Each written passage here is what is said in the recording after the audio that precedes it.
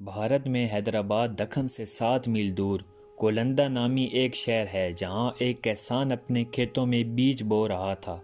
صبح کا وقت تھا۔ علاقے میں نواب سیر کرتے ہوئے وہاں سے گزرا۔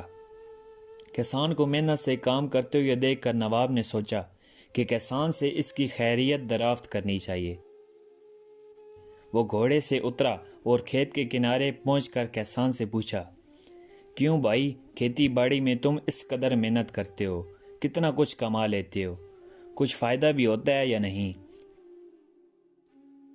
کسان نے سر اٹھایا اور نواب سے کہا، فائدہ کیا جناب، فصل کٹنے کے بعد اس کے 4 حصے کر لیتا ہوں۔ نواب نے پھر پوچھا، اچھا تو ان 4 حصوں میں خرچ کیسے کرتے ہو؟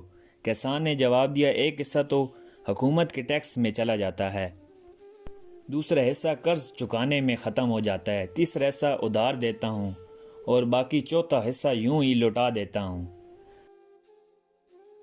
نواب کو کسان کی یہ عجیب و غریب بات سن کر بہت تعجب ہوا۔ حیران سے پوچھا، تمہاری باتیں میری سمجھ میں نہیں آئیں، صاف صاف بتاؤ، تم قرض چکاتے بھی ہو اور دیتے بھی ہو، ایسا کون سا قرض ہے جو ہر فصل پر ادا کرتے ہو اور پھر بھی ختم نہیں ہوتا؟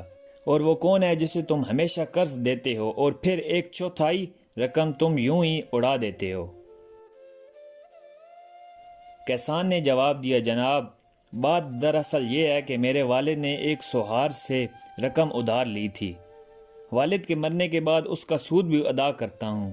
ایک حصہ ٹیکس دینے کے بعد دوسرا حصہ ادا ہو جاتا ہے اور تیسرا حصہ کسی ادھار دیتا ہوں۔ نواب نے پوچھا، کسان نے کہا، یہ میں اپنے 2 لڑکوں پر خرچ کرتا ہوں تاکہ بڑھاپے میں مجھ پر خرچ کریں۔